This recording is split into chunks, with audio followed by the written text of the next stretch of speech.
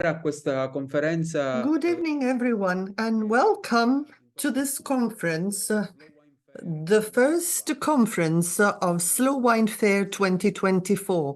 We're starting today with a long series of conferences that will lead to the Slow Wine Fair on February 25th to the 27th, where all the wine stakeholders will gather and have an exchange, get together and try and develop new ideas and insights with the idea of a good, fair and clean wine. And there will be a meeting of the Slow Wine Coalition, which is becoming larger and larger and represents the international wine community.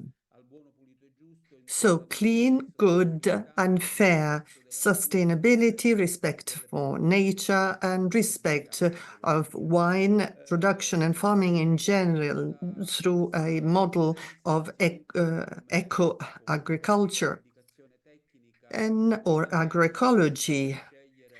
So some housekeeping, please. Choose your preferred language. There is an interpretation service available to you, so you can use the globe at the bottom right of your screen and choose English. We'll be taking questions on the chat and select a number of questions to be addressed to our speakers.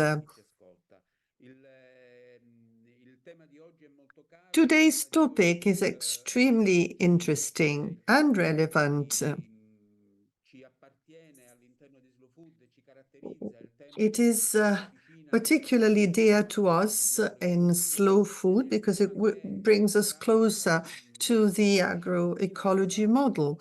And this theme will be the backbone of Slow Wine Fair 2024, soil health and regeneration in the name of the principles of agroecology. And so today we have, as I said, a first conference.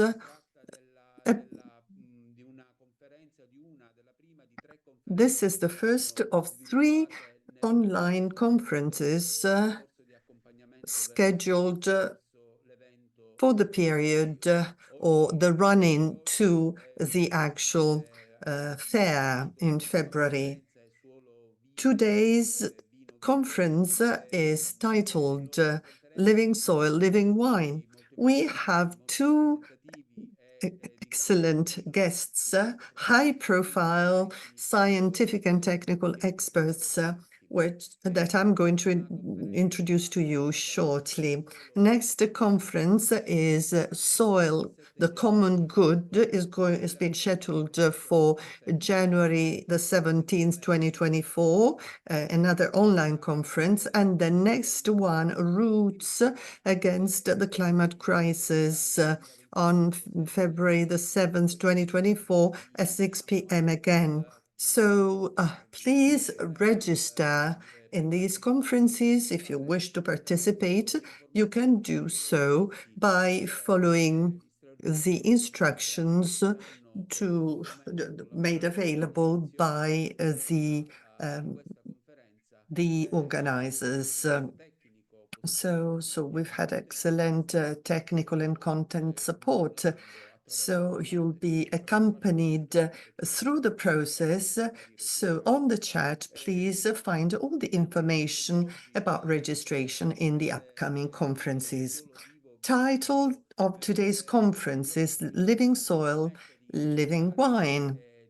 We're going to meet 2 long-term slow food and slow wine friends, Claude and Lydia Bourguignon.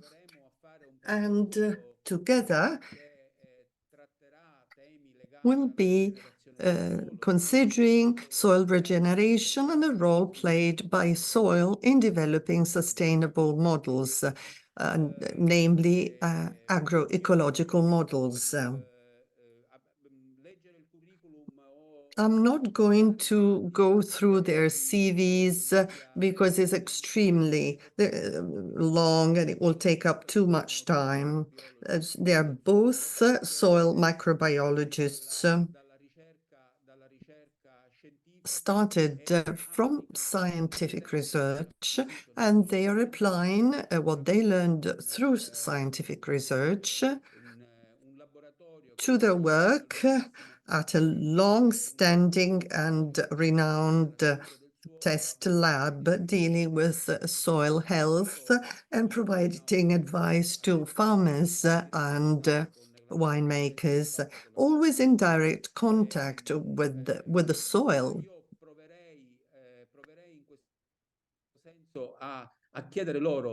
So let me immediately get started and ask them, what are the reasons why you decided to set up this lab and establish this activity in close contact with the farmers and with vine growers so that they will be able to tell us something in a few minutes about themselves, about who they are and how they worked on having a background as microbiologists. So I'm going to give the floor to you. Please decide. You're free to decide who's going to go first.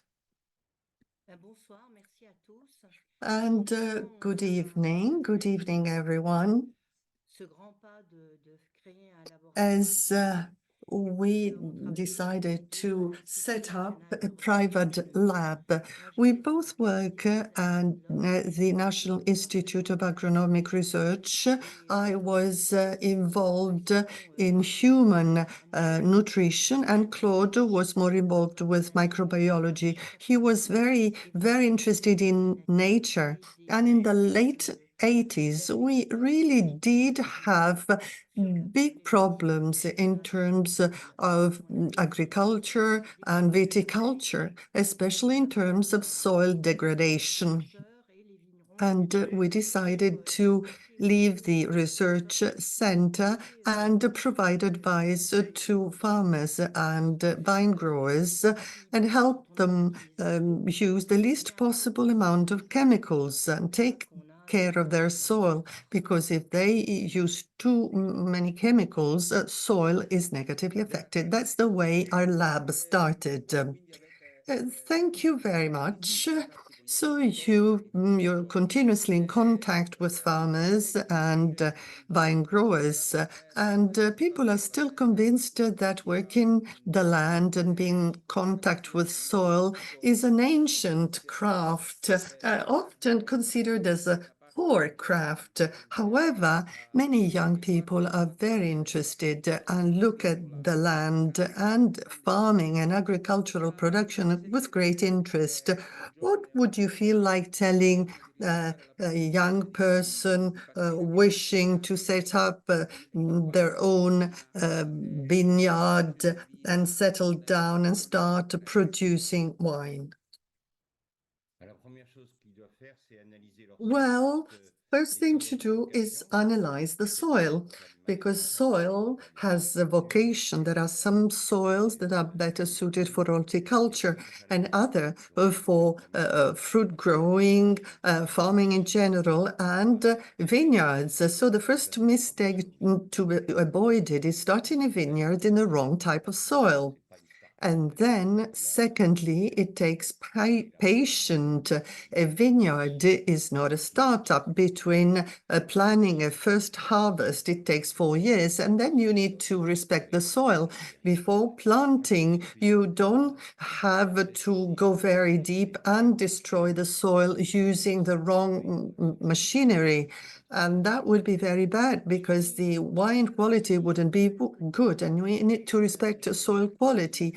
And then, of course, forget about marketing. We're talking about farming agriculture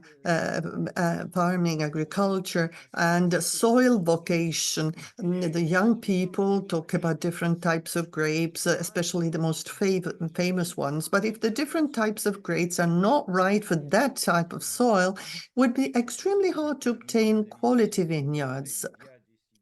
So we have carried out over 10,000 tests, soil tests, and we really do know a lot about it. We have a long procedure to be followed in order to start quality vineyards. So this concept of vocation is certainly very, very interesting. And it takes us back to the concept of biodiversity, right? Yes, yes, of course. Yes, but we tend to forget about it.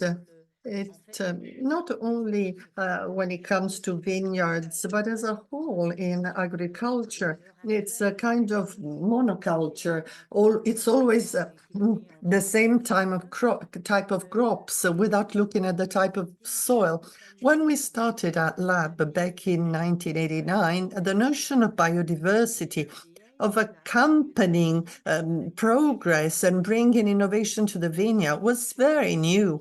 In fact, using hedges that could help the vineyard develop was an idea that didn't exist at the time, and it's becoming increasingly relevant. Yesterday, well, it was the World Soil Day, and there was so much talking about the soil, the people writing and talking about soil. And after that day, everybody seemed to have forgotten about it, and there's no more talking about soil. And in these days, we're also celebrating the COP28, the International Conference about Climate Crisis. And we try, I'm a bit pessimistic about it. People are trying to look at a possible common strategy to fight the climate crisis. There's so much talking about planting crisis, as if we could solve the climate crisis by planting trees. Aren't we actually forgetting, or aren't they actually forgetting that soil can play a very important role in the ecological transition? Yes, yes, it's certainly an extremely fundamental role. Many studies have shown that if we stopped plowing the land, we would obtain a 40% reduction in the carbon dioxide emissions into the atmosphere. That would be a very good way to contrast the climate crisis, but we're actually increasing the amount of deserts all over the world. So desertification, cementification of whole cities and neighborhoods, that we are doing exactly the opposite of what we should be actually doing. So in your opinion, is it possible today to think of an architecture or an agriculture or a viticulture which is really respectful? Let me explain it. Talking about agriculture or farming, where humans do have an impact on soil, so is it compatible with soil health?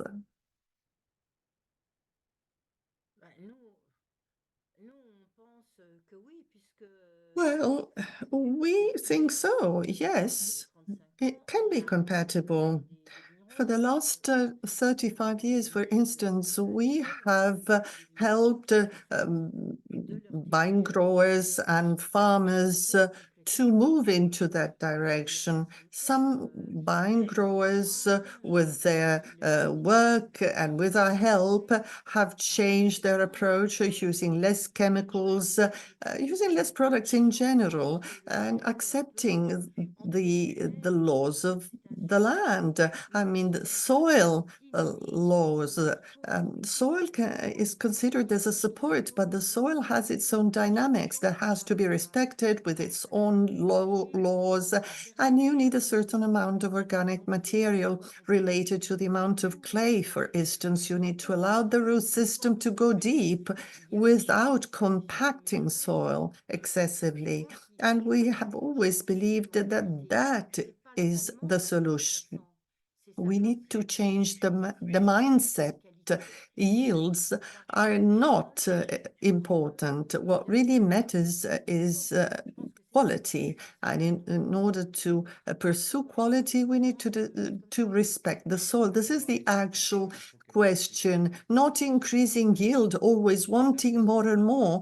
We need to respect the soil. We need to keep agriculture and viticulture as a craft using chemicals. We cannot possibly respect the soil when, for industrial farmers, soil respect is practically impossible. You cannot do anything biodynamic. You need to work as the land as a craft. We need to respect the soil in the way we farm the land. And as far as the vineyard is concerned, we need to go back to the vocation. We work in France, Spain, Portugal, Italy, in South Africa. We do work in many different countries and that have different types of soil. So we have the human component, and also so the humans do make decisions. They decide what kind of vines they want to grow. That's not the way things should be. This is not the way to respect the soil. We need to understand what the soil can take. We need to find the right type of vine, the right type of grapes that is suitable for that type of soil. It's not the vine grower's taste, or not a sexier or a well-known type of grapes. There's so much talking about the Syrah, Long Noir. There are, the vineyards in the area of Bordeaux, but there's an amazing biodiversity, incredible, that has to be defended. And that's our hypothesis. And this is the way we think in our activity. We need to prefer different types of vines and grapes that used to be set aside in the past because they wouldn't increase the alcohol content of the final wine. So even the less important types of grapes are to be grown, because we should be working on this forgotten heritage and value it, know it better, and that would make it possible for us to move forward and do what our ancestors used to use. That's very, very right. And I do completely share your opinion. You said a very important sentence, accepting the soil laws. And this is something that actually contains a strategic vision, which is not just about agroecology, but ecology at large. But on the other hand, the world of politics that we have to confront with, especially at a European level, keeps providing worrisome information, like the European Commission has extended the approval of glyphosate for another 10 years. And the director on the sustainable use of pesticides lacks significant content.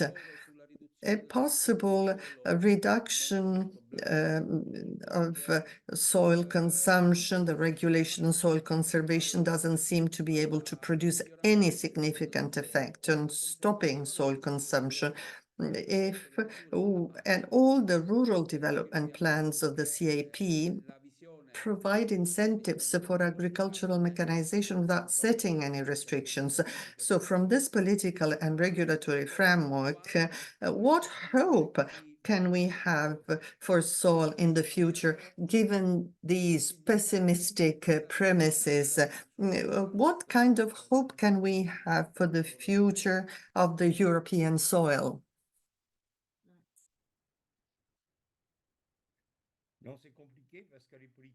Well, it's quite challenging, quite complicated, because the adopted policies whereby more pesticides and chemicals can be used are extremely harmful and dangerous. Glyphosate kills plants and prevents oxygen to go deep, and the root system gets to the surface and cannot go deeper looking for nutrients. And with these rising root system, you need to irrigate, and irrigation prevents deep rooting, and glyphosate prevents the roots from going deeper, and that prevents us from obtaining wines coming from vines looking for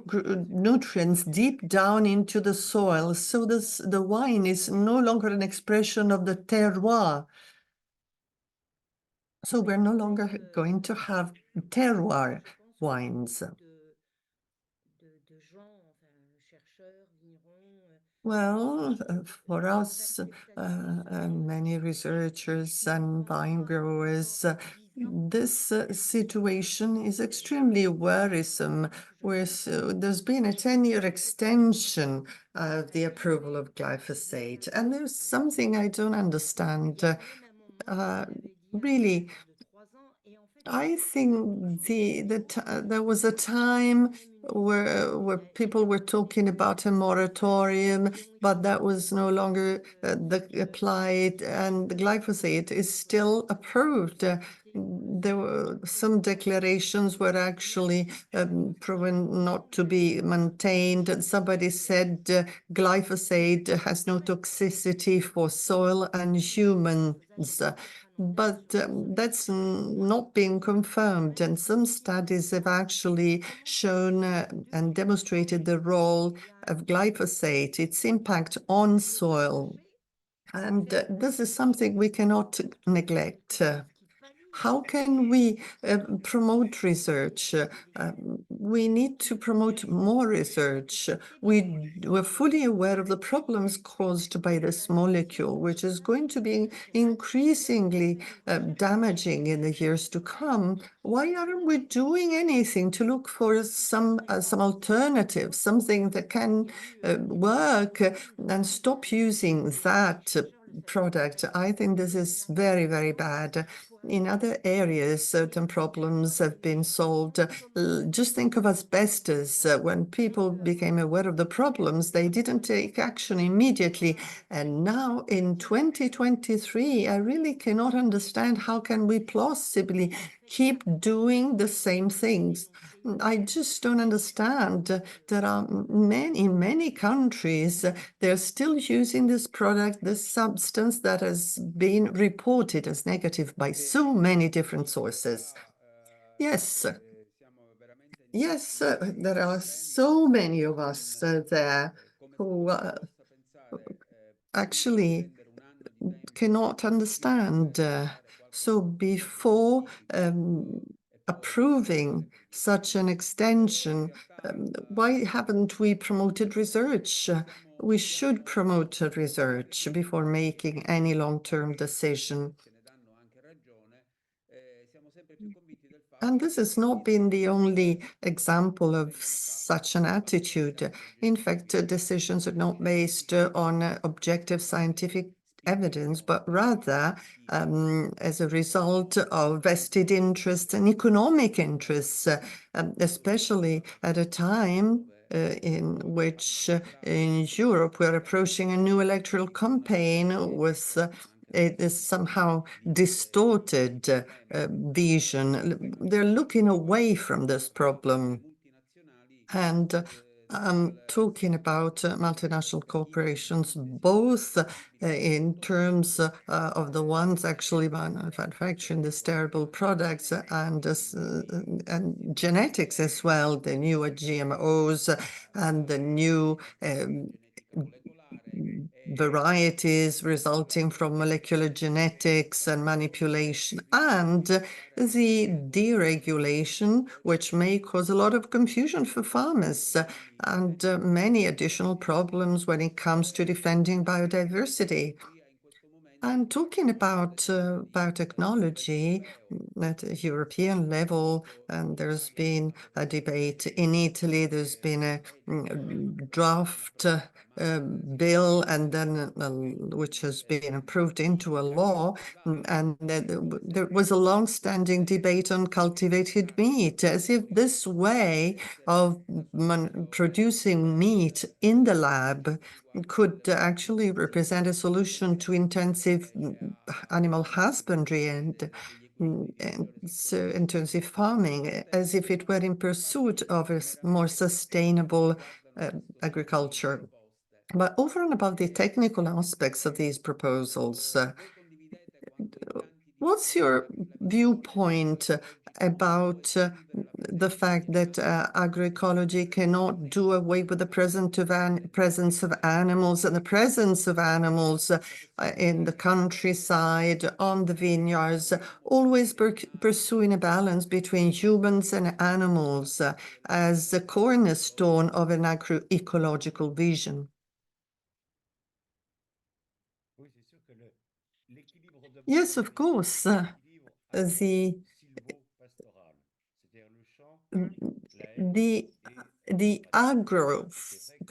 forest farming balance, it should always pursue everywhere. In our vineyards, we have sheep coming during the winter, and we have the compost.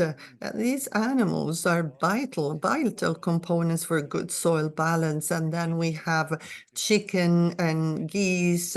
They play a very important role in the vineyard. Intensive farming has turned or has put animals in sort of intensive factories, intensive breeding. So organic manure is no longer used. There are fields in Europe that have not received any manure for years and years. And then, of course, many polluting products have been used instead. We should avoid intensing farming, industrial farming, eating less meat, but better meat, high quality meat coming from animals that are not bred in a disrespectful way, that are obliged to feed on GMOs. Going back, restoring the balance. I do agree with Claude on this point. But I also think that, we need to think of biodynamics as well, which could be opposed by some.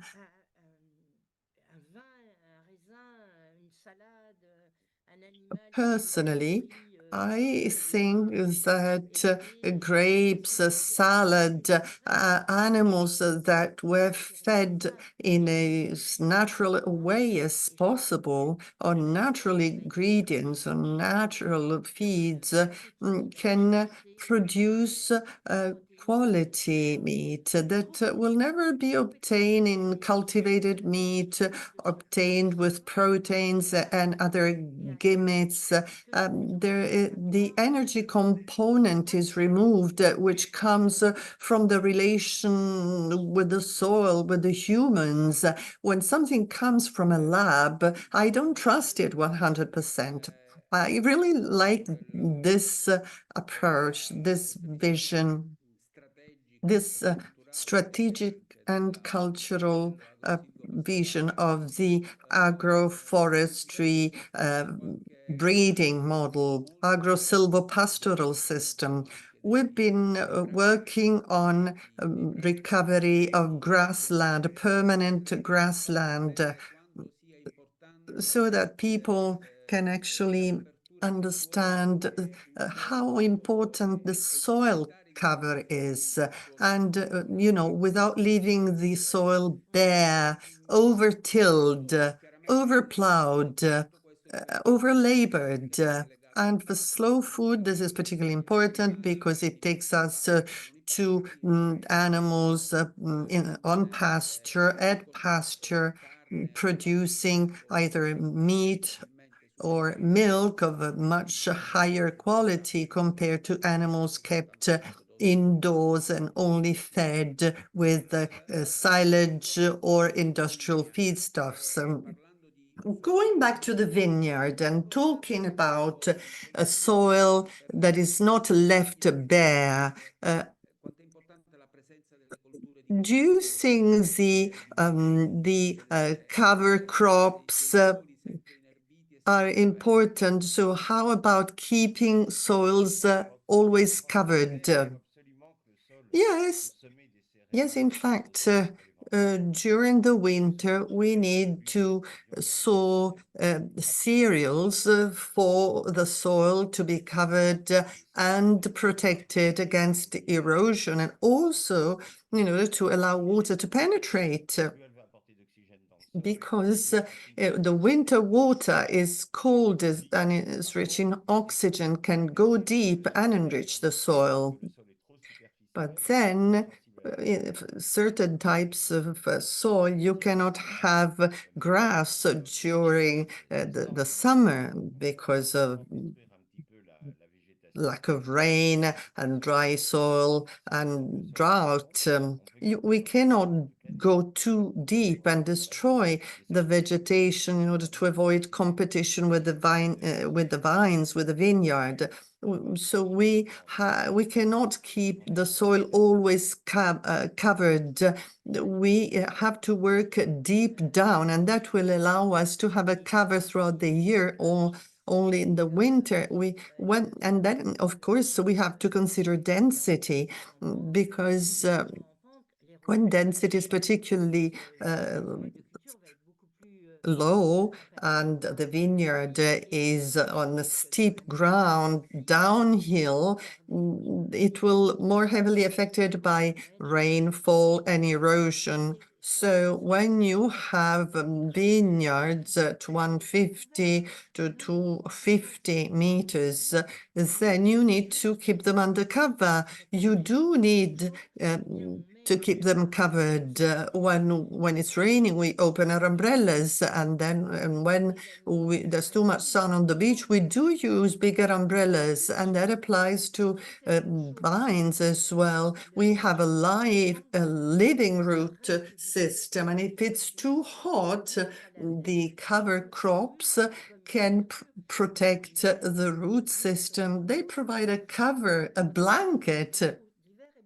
And during the winter, as very rightly mentioned by Claude, the rain water is rich in oxygen, and therefore it can go deeper, and the water will be richer in oxygen and very good for the grass. When we seed extensively plowed areas and the soil with no grass whatsoever left, and there's nothing around the vines, that's not possible. There's no zero tillage in nature. You need to use something to cover the soil, and that helps a lot, especially for the root system development to the vines.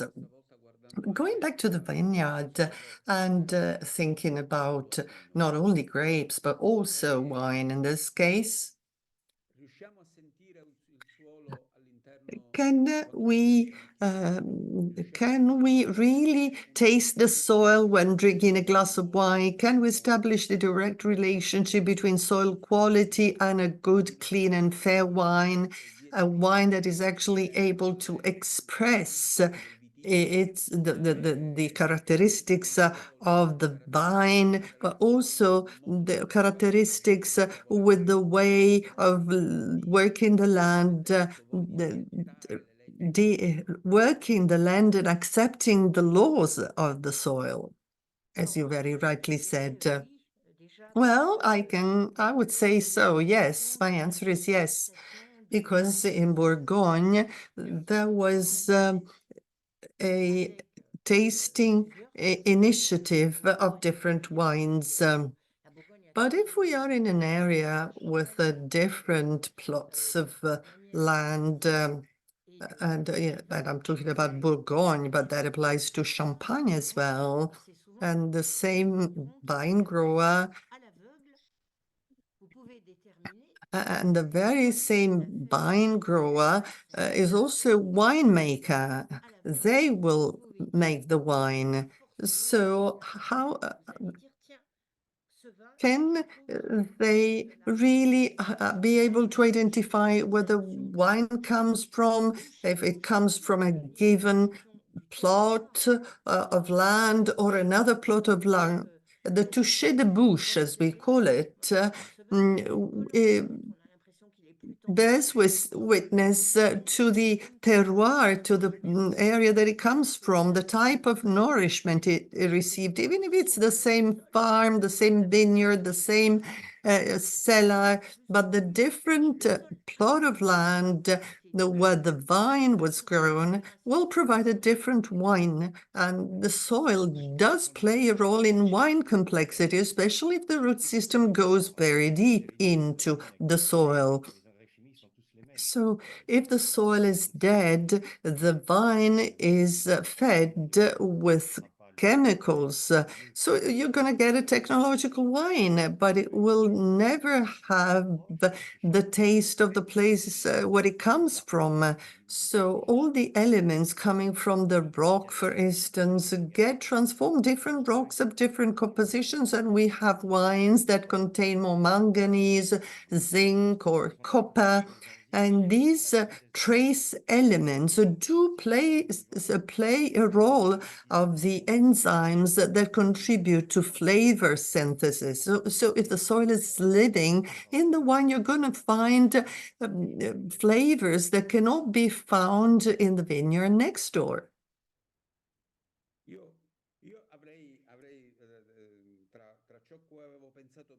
Well, I'm thinking of my original ideas and your insights, and there are lots of questions coming to mind, especially on agroecology, but I'd like to take in some questions. We're receiving questions from the very many attendees that are listening to us and actively taking part in this conference.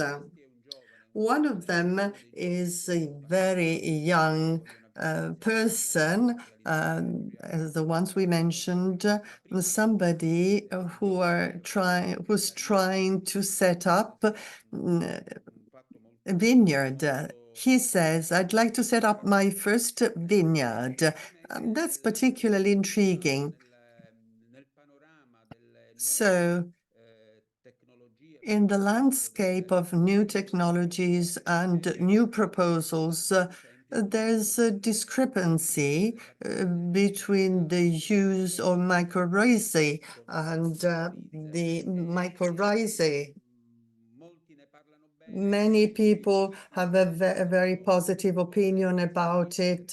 Some do not agree. We don't really know why, like using the rooted cuttings, which are less easy to market. What do you think about the use of mycorrhizae or mycorrhized rooted cuttings and the role of mycorrhizae in the soil?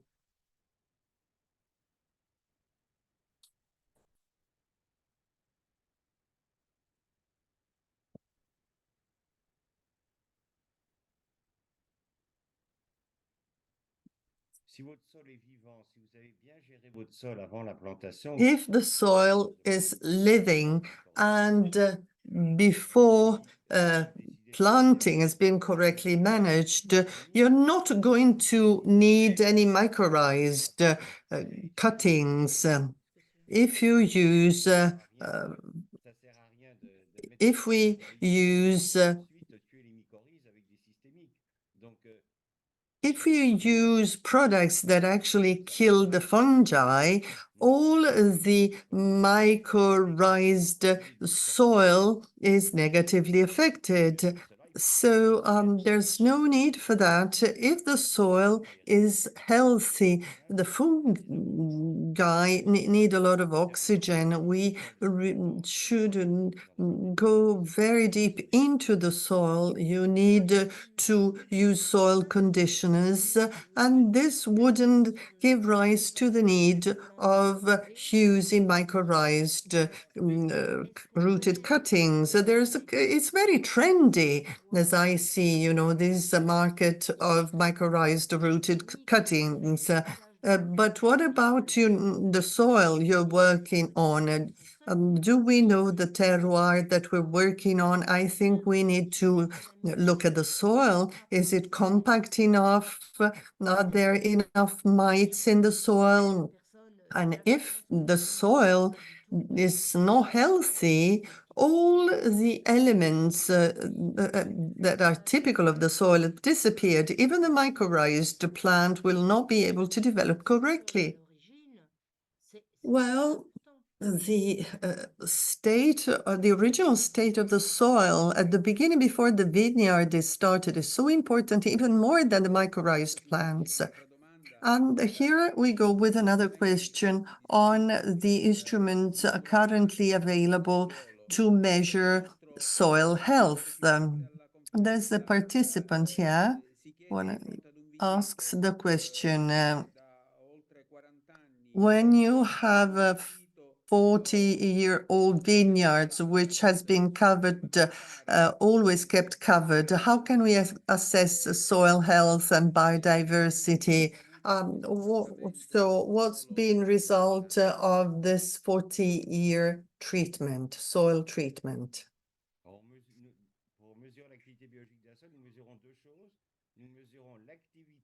Well, we need to measure two things, the microbial activity and with the activity of an enzyme that only exists in the microbes and not in the plant roots. And then, of course, such checking fauna in the soil, colembali, earthworms.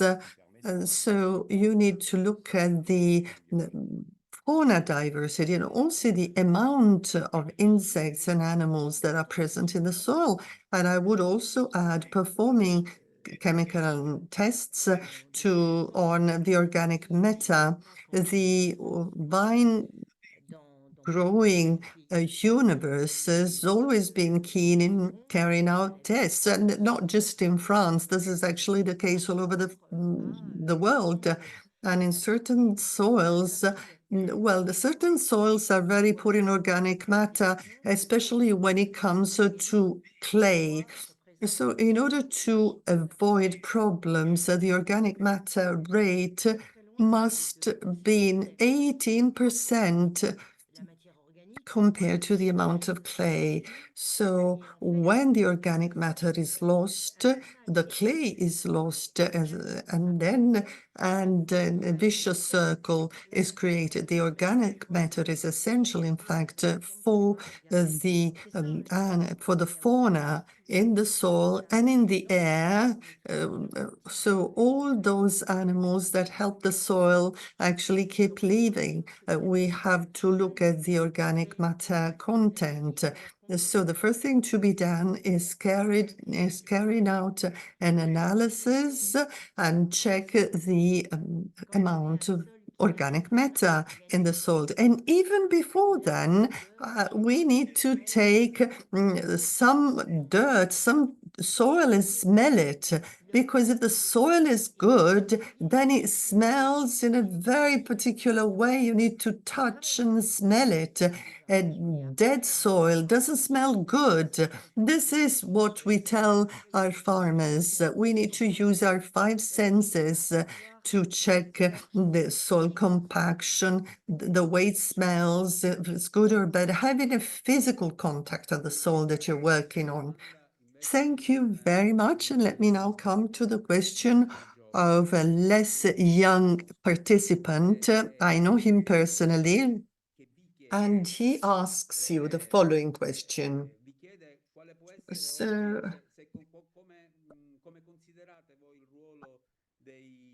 in your opinion, what's the role of organic matter decomposers like bacteria eaters, fungal eaters? What's their impact in increasing biological fertility? So the soil food web, this web in the soil which works to improve biological fertility, what do you think about it?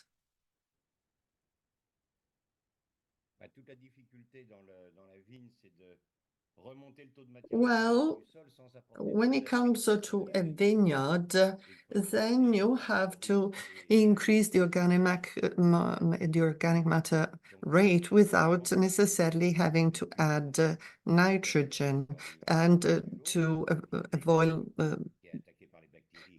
the fungi being attacked. And then we have to consider the cellulose being attacked by bacteria and becoming mineralized, and then the lignin coming from the trees, and which actually makes it possible to obtain humus thanks to the fungi. So these two components make it possible for the soil to develop correctly. And with chemical farming, all fungi were actually eliminated, deleted. And this is very important for the vine, which is a mycorrhized plant. There are no miracle products that can help us obtain good results. We need to wisely manage the balance between the two components. So, in your opinion,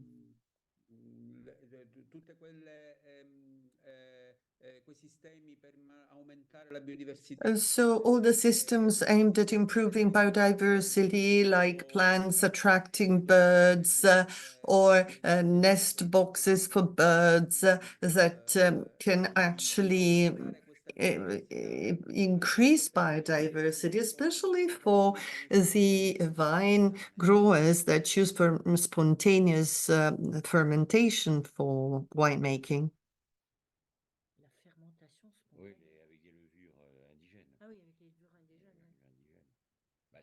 Plus vous aurez de biodiversité de plantes dans votre vigne. Yes, the more the biodiversity in the vineyard, the more diversified the yeasts. So you can use indigenous yeasts without having to buy industrial ones. But if there are no hedges, there can be no birds. So we need to have hedges and bushes. It's not just about having the vineyard itself. We need to use hedges to separate the different plots for birds to nest and bees to come. So it's a very complex balance in the vineyard to be maintained. You need to have botanic knowledge of the area that you live in.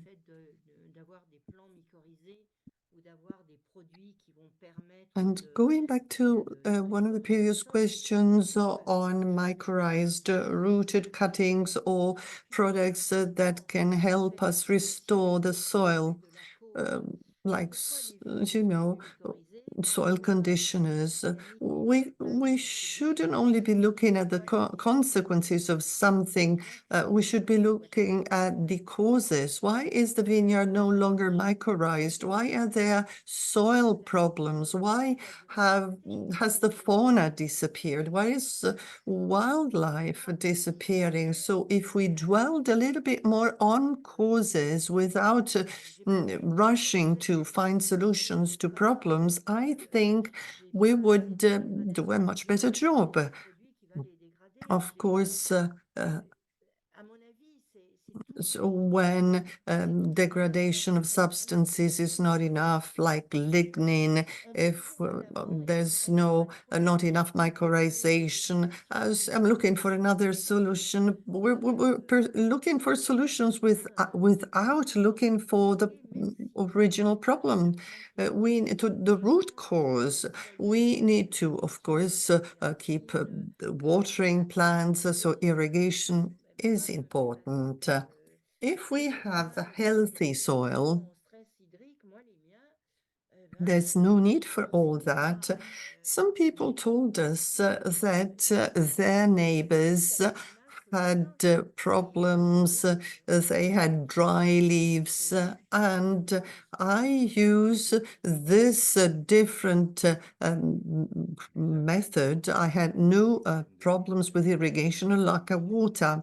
And also using clones is catastrophic, with vineyards dying after 20-25 years, when in the past they could go on and on for hundreds of years. There's so no more buying of clones. And it's a pity. Uprooting a vine or a whole vineyard after 25 years, when it's actually coming to maturity. The vineyards have existed for thousands of years. Wine making has been existing for thousands of years, so we shouldn't keep pursuing the idea of clones. It's really not a good decision. Well, we're coming to the end of our conference, and I'm trying to sort of merge so many different questions coming in so that I'm producing a larger question, allowing you to give a complex answer. Now, what kinds of suggestion would you give a wine grower when it comes to soil preparation before planting, even with the views of having less and less water resources available?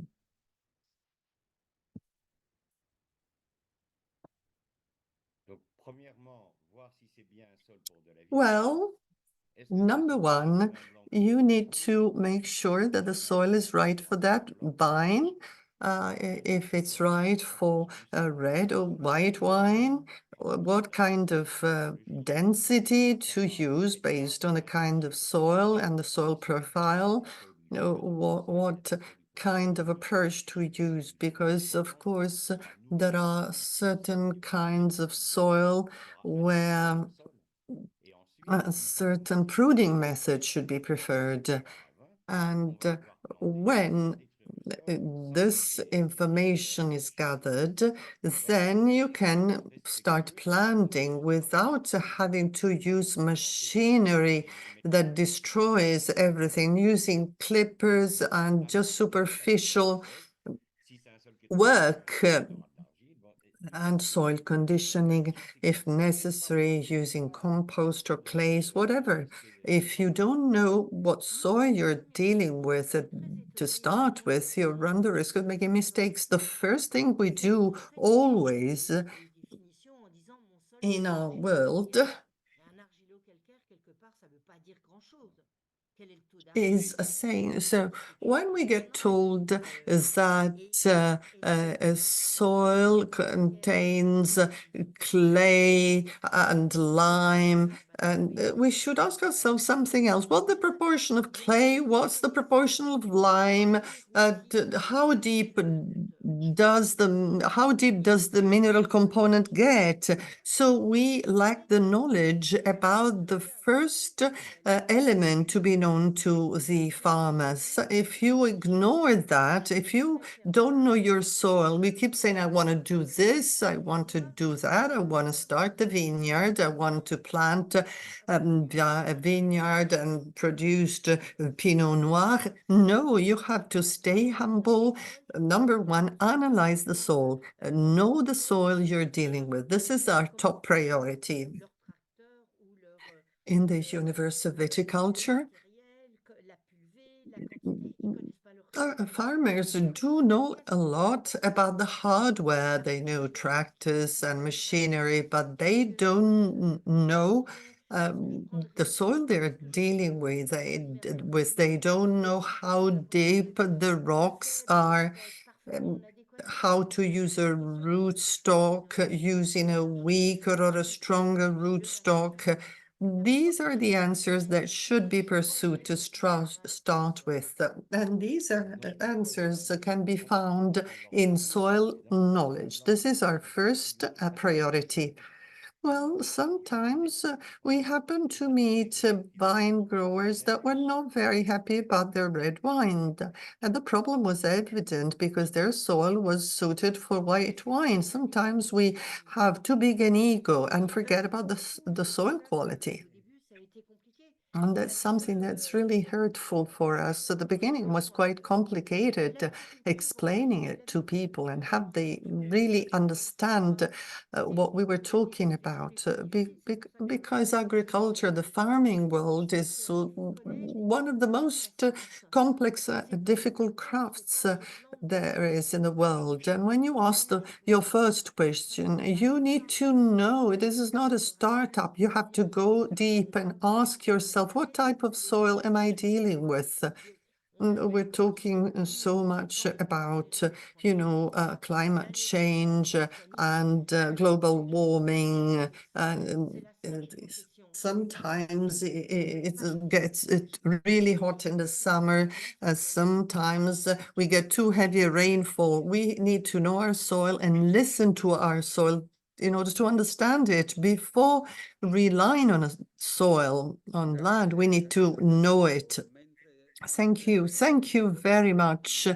Let me, at this point, remind all of you to please fill out the form as you've been informed on the chat already. Before concluding the session, I'd like to ask Claude and Lydia a final question, just a short question for a short answer. Do you think we can be optimistic when it comes to soil health on our planet?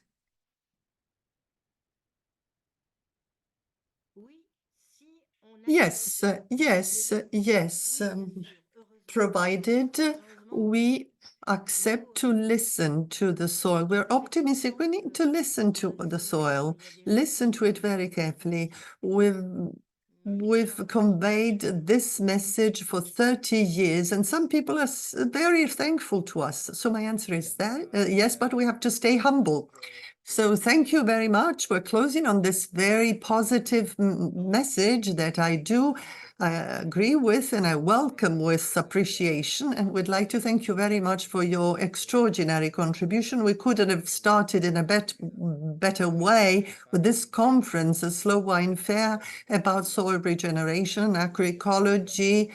It's started today in the most brilliant, promising way, really extraordinary session. I'd like to really thank Maddalena Schiavone. I'd like to thank everyone and the interpreters that worked for us, our interpreters that have supported us to make this conference possible for everyone. I'd like to thank all of you attendees for joining us tonight, and I'm going to conclude. And of course, please don't forget our second scheduled conference on January the 17th, and don't forget to listen to the soil. Thank you all very much. We'd like to thank the interpreters and thank you for listening and for joining us tonight. And we'll have you taste our wine that we made by listening to our soil. Thank you and see you next time.